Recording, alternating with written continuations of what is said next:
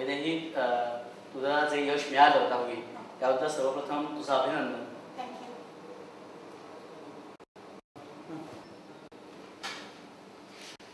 वैदेही तुझं सगळ्यात प्रथम हार्दिक अभिनंदन. तुझं नाव, पूर्ण नाव, तुला किती पर्सेंटेज 10वीला मिळाले ते, तुझी शाळा आणि इथून पुढे तू काय करणार आहेस हे सांगशील? माझं पूर्ण नाव वैदेही मिहीर राजगुरू. मी अहिल्यादेवी हायस्कूलची मध्ये शिकत होते. मला 95.45% मार्क्स मिळाले. आत्ता मी सध्या नववी ज्युनियरमध्ये ॲडमिशन घेतली आहे आणि मग नंतर मला 12वी नंतर मेडिकल किंवा इंजिनिअरिंग लोक बरेच करतात आणि ते फार सध्या टिपिकल झालेलं आहे. पण मला काहीतरी वेगळं करायचं स्वतःला. म्हणजे सपोज आता रिसर्च फील्डमध्ये वगैरे बराच स्कोप आहे पुढे, जेनेटिक्स किंवा मायक्रोबायोलॉजी. आणि तसंही असं म्हणतात की बाहेरच्या देशांपेक्षा आपल्या देशात तेव्हा मला रिसर्च फील्डमध्ये जायचं आहे आणि त्याच्यात काहीतरी असं वेगळं करायचं आहे म्हणजे स्वतःला. कारण मेडिकलमध्ये वगैरे फार इंटरेस्ट नाही आहे किंवा इव्हन मेडिकल केलं तरी त्याच्यात सुद्धा वेगळं काहीतरी. सपोज डॉक्टर म्हणजे फक्त MBBS नाही, त्याच्यात काही जेनेटिक्समध्ये त्याचा काही फायदा झाला तर असं वेगळं काही करायचं म्हणजे वेगळ्या फील्डमध्ये तुला जायचं आहे, टिपिकल फील्डपेक्षा. खूप चांगलं आहे. 9वीत तुला जे मार्क्स होते आणि 10वीत मार्क्स होते याच्यात काही डिफरन्स आहे आणि असेल तर कितीचा आहे? हो, म्हणजे ॲक्च्युली मला 5वीपासूनच ॲव्हरेज 90% मार्क्स होते. पण 10वीत मला ॲक्च्युली 95च्या पुढे जाईल असं कधीच वाटलं नव्हतं. साधारण 93च्या अबाव 93% मिळतील हे माहिती होतं मला. त्यामुळे 9वीपेक्षा साधारण माझे 4% वाढले. पण तू असं काही ठरवलं होतंस का की मला एवढे वाढवायचे किंवा नाही? म्हणजे मी एवढेच टक्के वाढवायचे असं काही ठरवलं नव्हतं. पण मी मनात ठरवलं की आपल्याला अबाव 93 जायचं आहे. अबाव 93 जायचं आहे आणि ते 95च्याही तू पुढे गेलीस. मग आता त्याच्यामध्ये प्रिलिम एक्झाम आहे त्यानंतर, तर प्रिलिम एक्झामचे मार्क्स आणि हे मार्क्स यात काही डिफरन्स आहे का? हां, ॲक्च्युली प्रिलिमपेक्षा माझं बोर्डात मॅथ्स आणि सायन्सचे मार्क खूप वाढले प्रिलिममध्ये आणि त्याच्यामुळे एकूणच माझे 1-2% प्रिलिमपेक्षा वाढले बोर्डमध्ये. 1-2% प्रिलिमपेक्षा वाढले. त्यानंतर तू 10वीच्या अभ्यासाची सुरुवात ही नेमकी कधीपासून केलीस? जून महिन्यापासून मी थोडा अभ्यास करायचे. पण म्हणजे ते रोज साधारण अर्धा एक तास गणित सोडवणं किंवा असं धडे वाचणं वगैरे. पण मुख्य अभ्यास, सिरियसली अभ्यासाची सुरुवात मी डिसेंबरनंतर केली. सिरियसली डिसेंबरनंतर? पण तरी तुझा रेग्युलर स्टडी आधीपासून सुरू झालेला होता असं नाही केलं? म्हणजे हां, सिरियसली 10वीच्या आधी मी जस्ट जनरल करायचं, रिव्हिजन किंवा सेल्फ स्टडी म्हणून करत होतीस. अभ्यासाचं प्रमाण हे 9वीपेक्षा वाढलं का? नक्कीच वाढलं. म्हणजे 9वीपर्यंत मी स्वतः कधी एका जागी बसून फार वेळा अभ्यास केला नाही. पण 10वीत म्हणजे पोर्शनच एवढा वास्ट असतो की एका जागी बसून 2-3 तास आपल्याला एकेका विषयाचे 5-6 चॅप्टर्स कव्हर करण्याची सवय करून घ्यायला.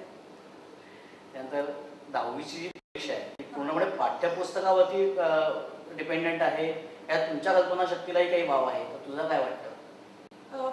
साधारण माझ्यावरती 90% पुस्तकावरती डिपेंडंट आहे आणि उरले 10% रायटिंग किंवा असं टाईपमध्ये त्याला आपल्या कल्पनाशक्तीला नक्कीच वाव मिळतो. पण आपलं जर पुस्तक पक्का असेल तर आपल्याला हे सगळे प्रश्न म्हणजे बाकीचे जे पुस्तकावरती प्रश्न असतात काढले ते लिहायला खूप सोपं जातं.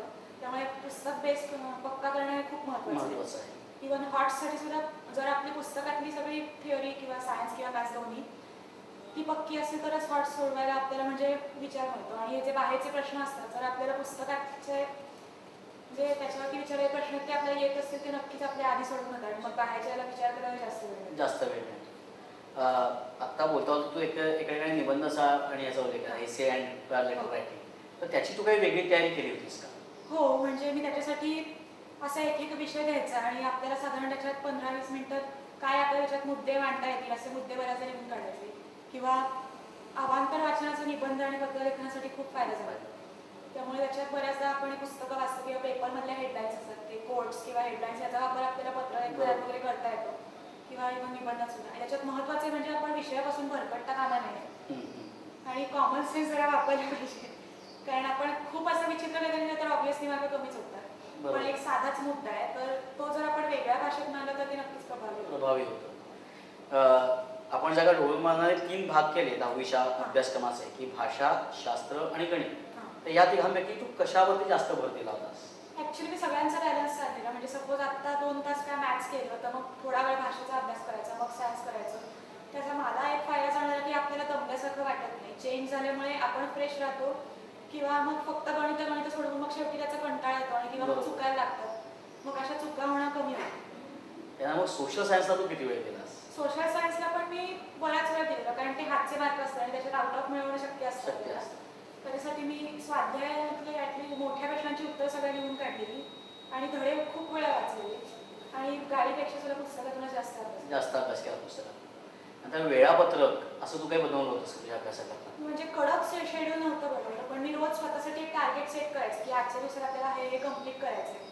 आणि समजा आणि ते व्हायचं का? मोस्ट ऑफ द टाइम्स व्हायचं, पण काही कारणाने झालं नाही तर मग ते दुसऱ्या दिवशी कम्प्लीट करायचं आणि मग त्याच्यानंतर दुसऱ्या दिवशीचा अभ्यास. अच्छा.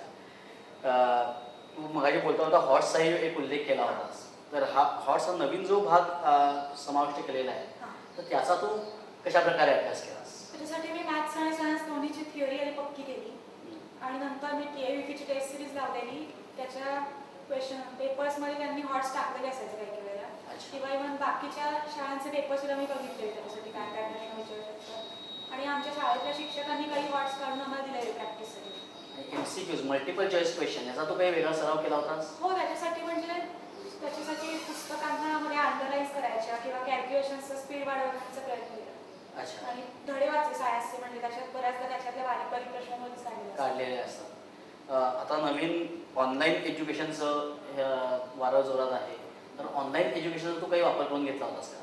नाही, म्हणजे पण ऑनलाईन एज्युकेशनचा वापरलं नव्हतं, पण सायन्समध्ये जर एक्स्ट्राची काही माहिती लागते हॉर्ससाठी ती मिळवण्यासाठी इंटरनेटचा वापर केला होतास.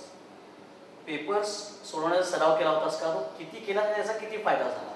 हो, मी भरपूर पेपर सोडवले. म्हणजे मी ती पेपर सोडवण्यासाठी टेस्ट सिरीज लावली, त्यामुळे मी ऑलमोस्ट मे महिन्यापासून पेपर सोडवत होते.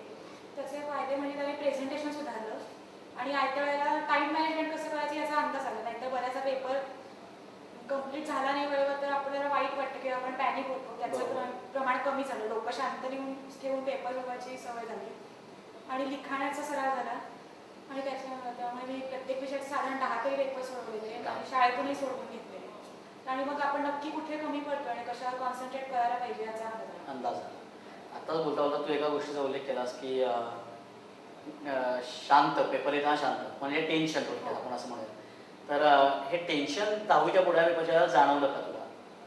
हो, टेन्शन प्रत्येकालाच थोडंफार जाणवतं, पण फार टेन्शन मला नाही जाणवलं. त्याच्यात माझ्या घरच्यांचं फार म्हणजे त्यांना क्रेडिट देईन मी, की कारण त्यांनी माझ्यावरती कुठलंही प्रेशर आणलं नव्हतं. आणि परीक्षेला टेन्शन येऊ नये म्हणून मी पेपरला जायच्या आधी कमीत कमी 2 तास तरी कुठलाच अभ्यास करायचा नाही. अच्छा. त्यामुळे पूर्ण रिलॅक्स होऊन जायचे, त्यामुळे पेपर लिहिताना त्याचा फायदा व्हायचा. तू जे 10वीचा अभ्यास केला तेव्हा बायोलॉजिकल सायकल प्रत्येक वेळी ठरलेली असते की ती एका बायोलॉजिकल सायकल फॉलो नाही झाली तर फिजिकली त्रास होतो आपल्याला. तर तसं काही तुला डिस्टर्ब करावं लागलं का तुझं बायोलॉजिकल शेड्यूल 10वीच्या अभ्यासामध्ये? कारण मी आधी कुठल्याच विषयाला क्लास लावला नव्हता. त्यामुळे क्लास लावण्यासाठी आपल्याला बऱ्याचदा क्लास लावायला पहाटे उठायला लागतं किंवा जाण्यात वेळ व्हायचा. तो तसा प्रवासाचा वेळ माझा खूप वाचला आणि त्याचा वापर मी माझ्या अभ्यासासाठी करू शकले.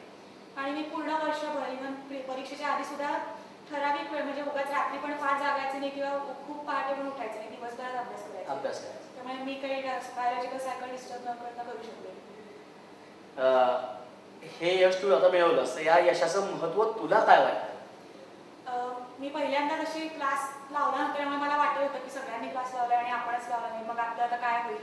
पण हे एवढं माझ्या स्वतःच्या आणि शाळेवर अवलंबून राहूनच मला एवढे चांगले मार्क्स मिळाले, त्यामुळे माझा कॉन्फिडन्स वाढला. आणि आता मला असं विश्वास निर्माण झाला की आपण जर खरंच प्रामाणिकपणे प्रयत्न केले तर आपण काही व्हेरी गुड. म्हणजे 10वी-12वी सुद्धा असं 11वी-12वीचा क्लास न लावता करू शकतो. आणि म्हणजे 12वीचं पण आता त्यामुळे टेन्शन नाही येणार. जेवढं 10वीला आलेलं तेवढं टेन्शन नाही येणार, कारण आता अंदाज आहे की नक्की कशा प्रकारची परीक्षा असते आणि काय प्रकार असते आणि काय करायचं हे तुला एक कळलेलं आहे. एक शेवटचा प्रश्न काय विचारतो की 10वीच्या पूर्ण वर्षात अभ्यासातला असेल किंवा अभ्यासा बाहेरचा असेल, काही करायचं राहिलं असं तुला वाटतं का? किंवा तुझे काही छंद असतील ते छंद तू सोडलेस आणि तू याला वेळ दिला असं वाटतं का?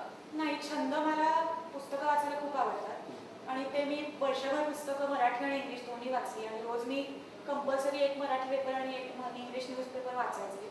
या सगळ्याचा उलट मला फायदाच झाला परीक्षेत, कारण माझी भाषा सुधारली, इंग्लिशमध्ये खूपच सुधारलं आणि वोकॅब्युलरी वाढली आणि या सगळ्यांचा उपयोग मला निबंध आणि पत्रलेखनात करता आला.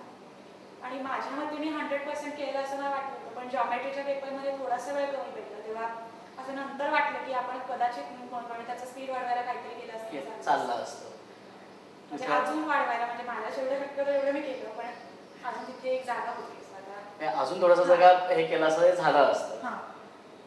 तू इथे आलीस याबद्दल आभार, आणि तुला तुझ्या भावी आयुष्याकरता आणि शिक्षणाकरता म्हणून मिशन SSC एडनेक्सचा आणि वैयक्तिक माझ्यातर्फे तुला हार्दिक शुभेच्छा. Thank you. धन्यवाद.